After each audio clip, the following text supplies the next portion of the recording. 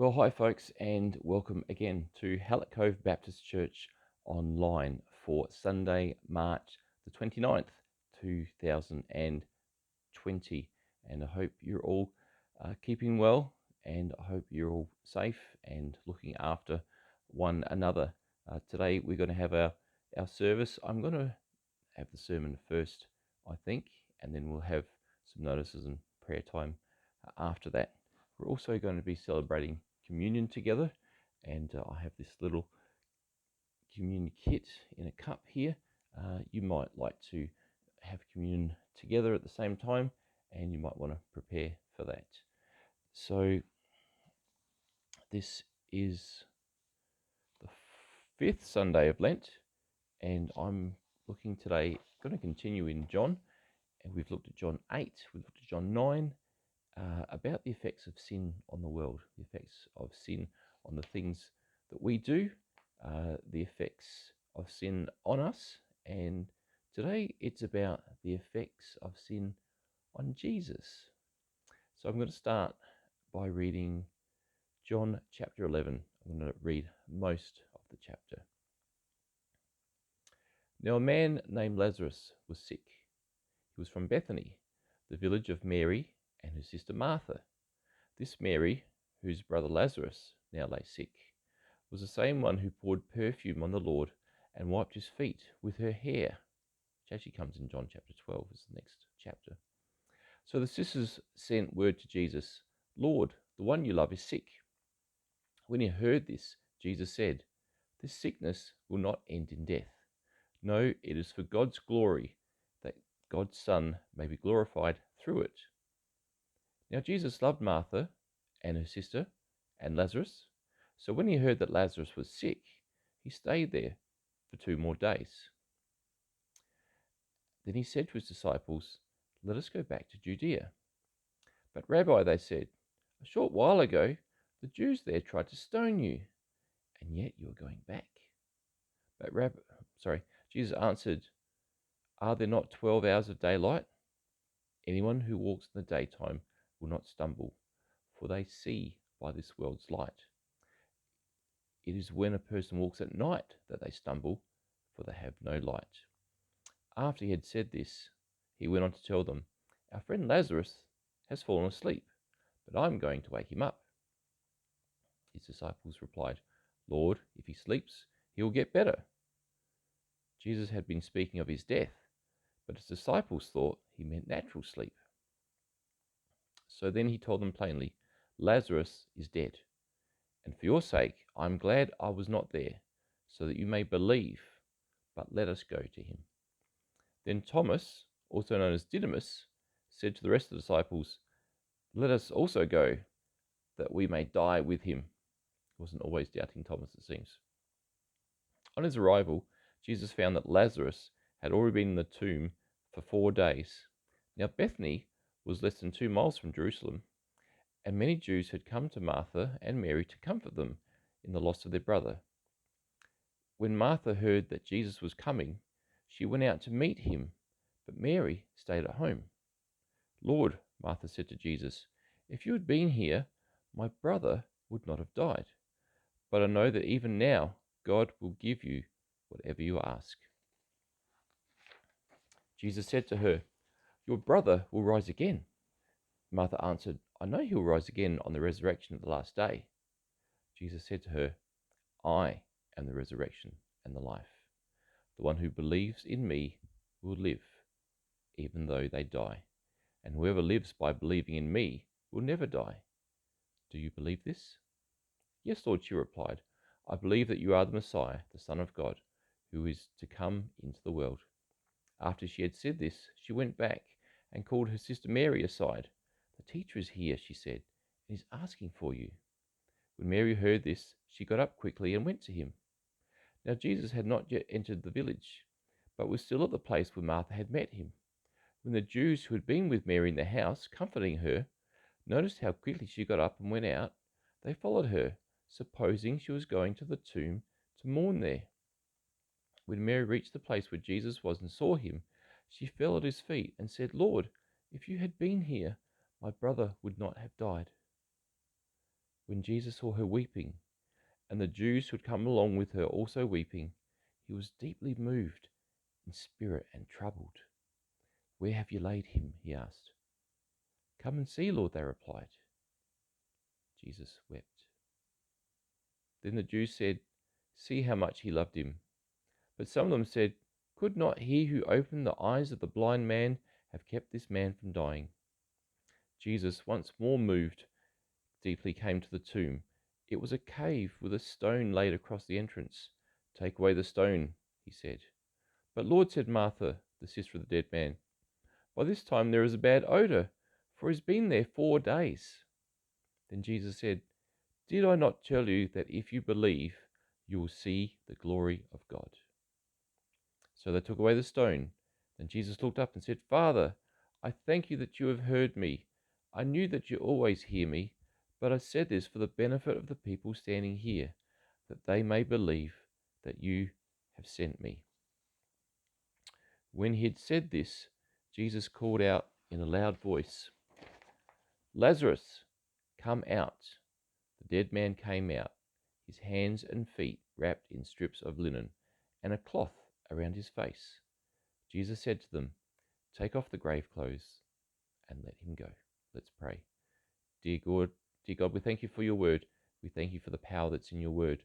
We thank you that you are a God of power. And I thank you for this passage of scripture that demonstrates your power, the power that you gave through Jesus to raise the dead, just like you rose him from the dead on the third day. So, Lord, I pray that as we approach Easter, that you'll speak to us through this word about just the significance of the time that you came to rid the world of guilt and shame and sin.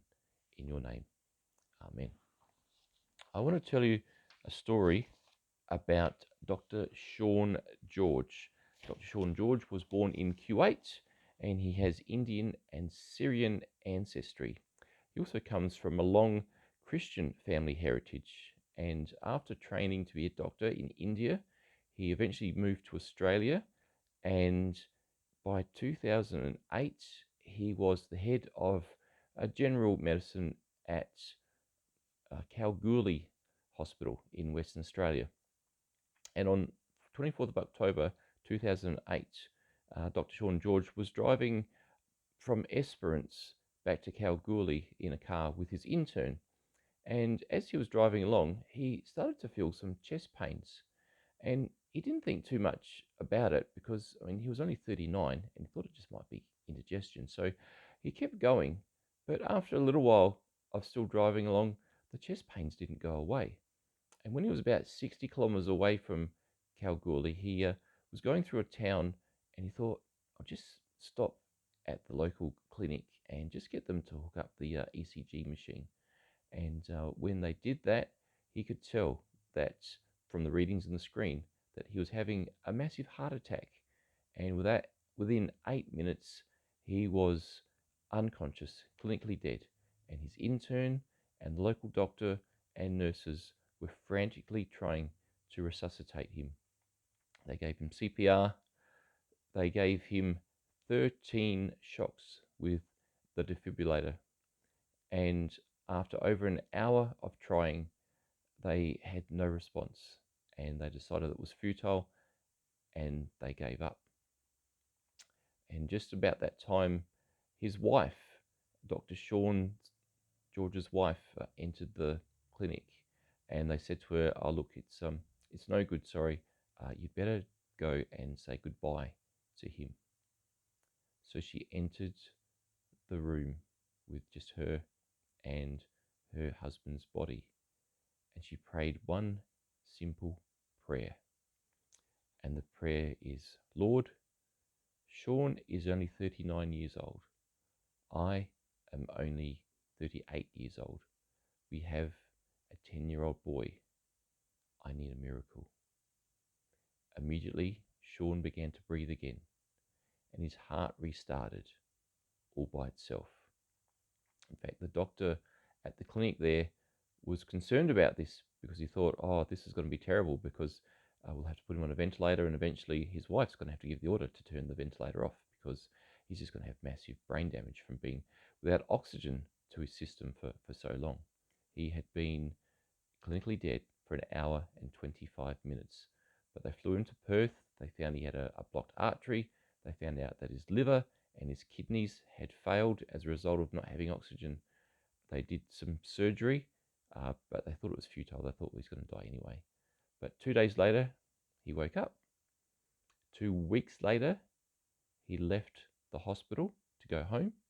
And 3 months later, he returned to full duties at Kalgoorlie Hospital, and he remains alive and working to this day. Now, I can only think that that is a miracle.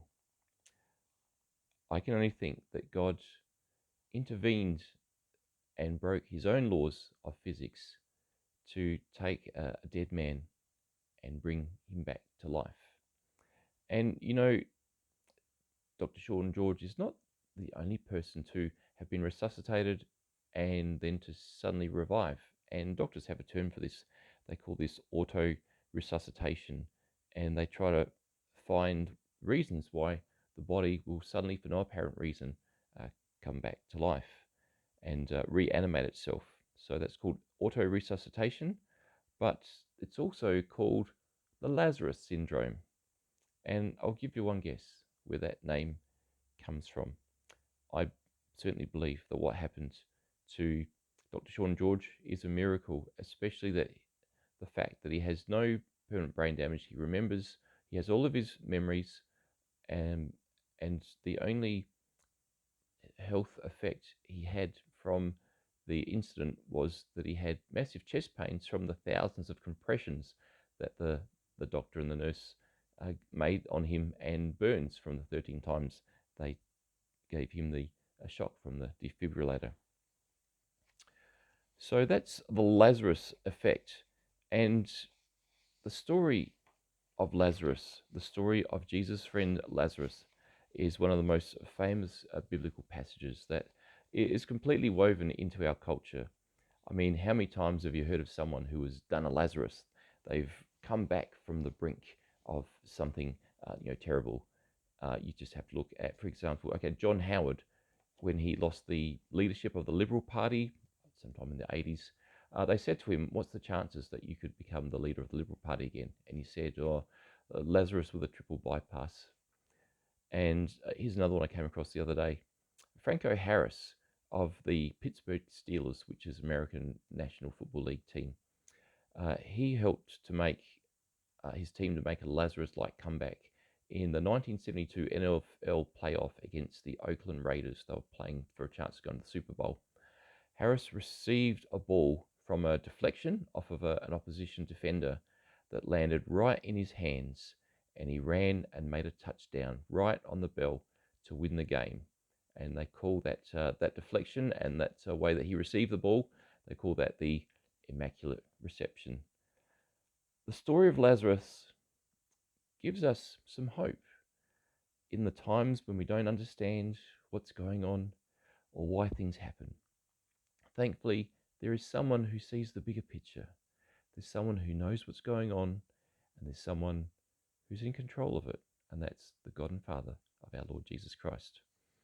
John 11, when you get to chapter 11 of the Gospel of John, we're only really halfway through the Gospel, but we're already at the start of the end game for Jesus' ministry on earth. Earlier, Jesus' ministry and teaching has been causing problems for those who are in opposition to him, for those that don't like what he's doing, for those that don't like the fact that he's telling them that it's time to make some changes. And he's asking them to make changes that they don't want to make. John tells us that in chapter 10 of John's Gospel, he tells us that Jesus decided to take a step back from all this conflict, and he left Jerusalem and Judea, and he went across the Jordan River, and he went to the place where John the Baptist used to baptize people and minister. And Jesus did some ministry there, and many people started believing in him at that place.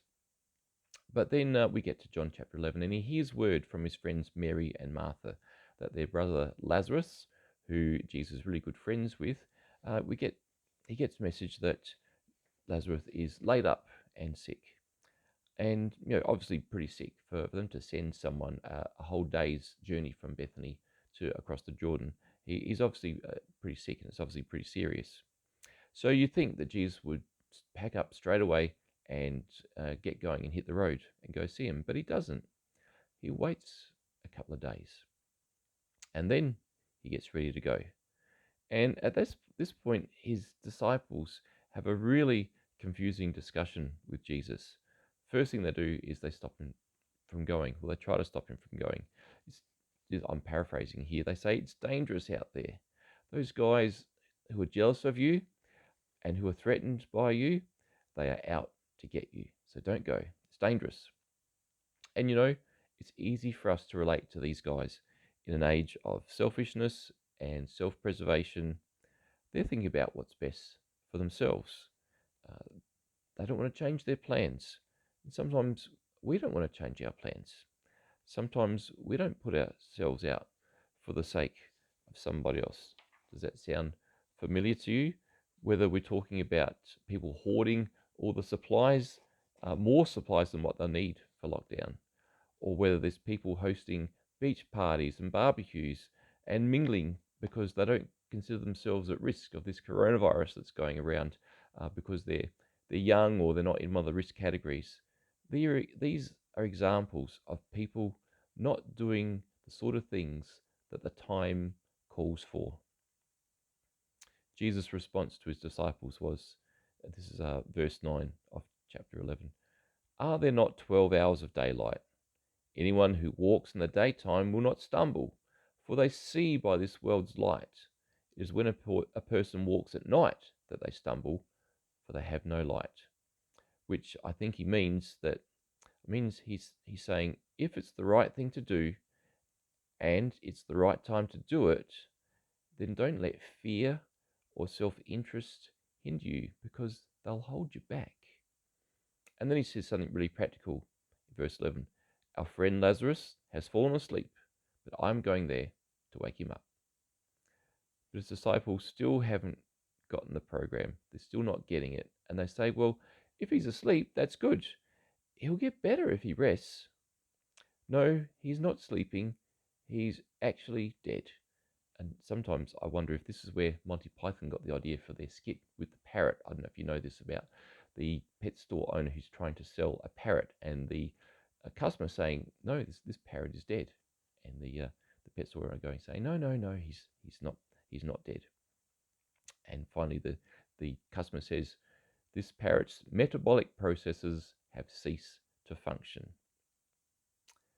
There is no doubt in my mind that Lazarus's metabolic processes, in this case, have ceased to function.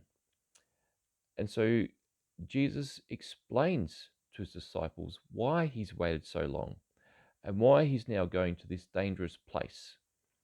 It's for their sake that he's going to wake Lazarus from death, so that they may see the power of God in Jesus, and so that they might believe that he is who he says he is.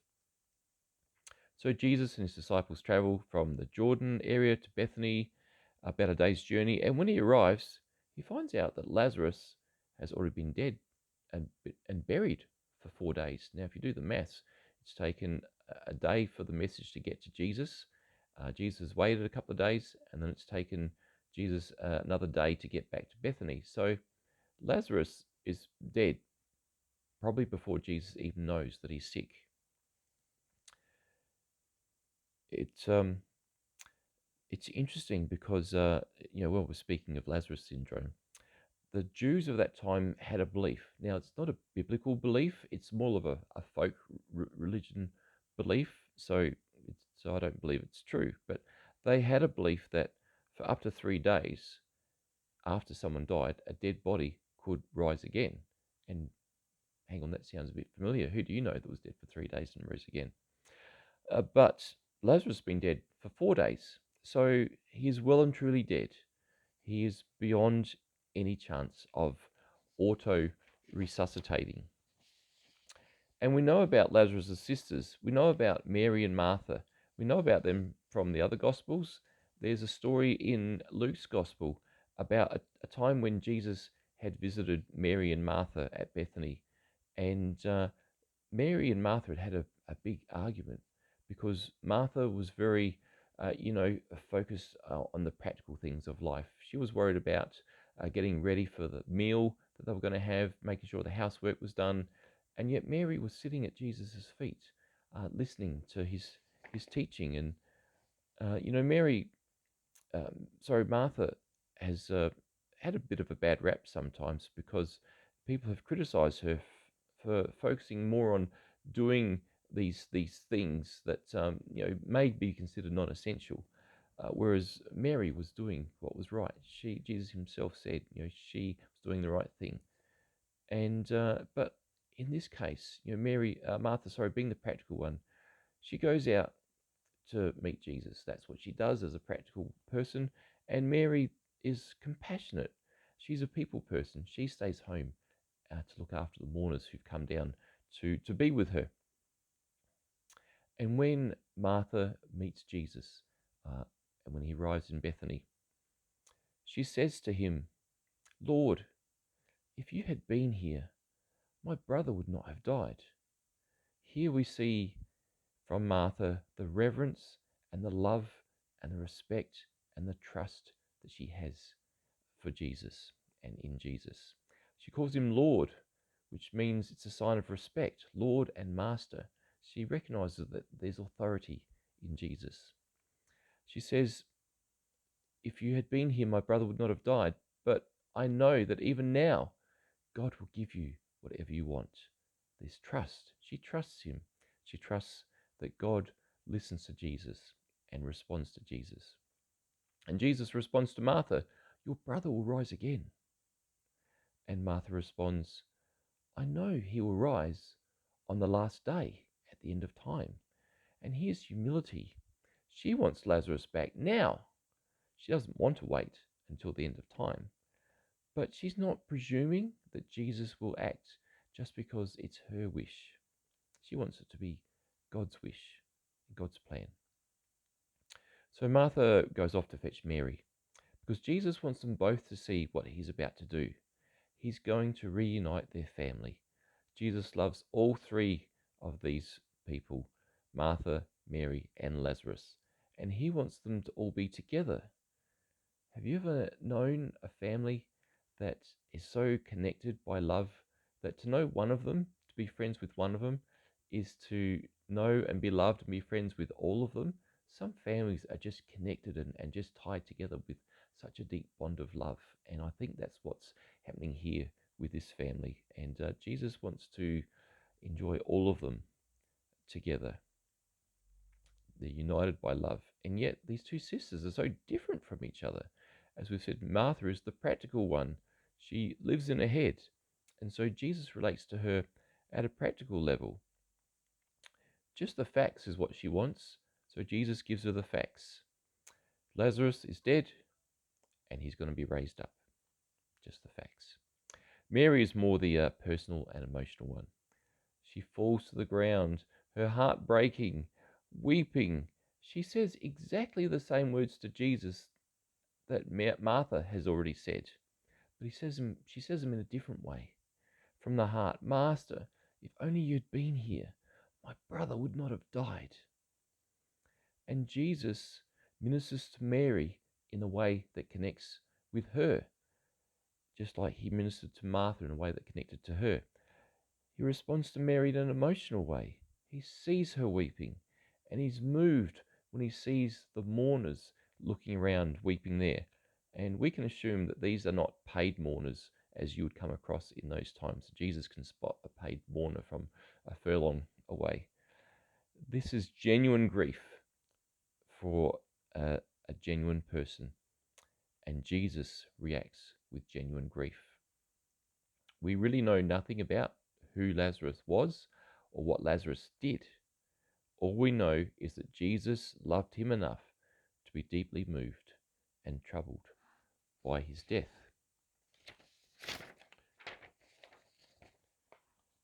Whoops, wrong page. Here we go. Chapter 11, verse 33. When Jesus saw her weeping, and the Jews who had come along with her also weeping, He was deeply moved in spirit and troubled. Verse 34. Where have you lain him? He asked. The Greek term in verse 33, deeply moved, means he was deeply moved in his inner being, in his stomach, in his feelings, in the depths of his being. He was sad. He was overwhelmed.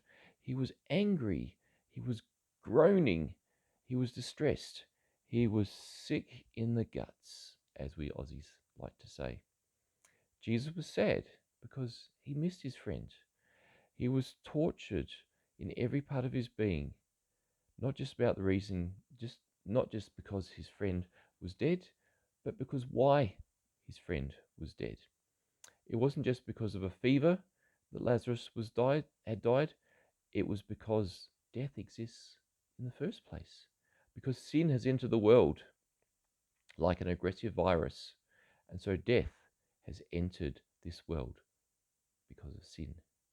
Because we are all children of Adam, we all die because of Adam and his sin.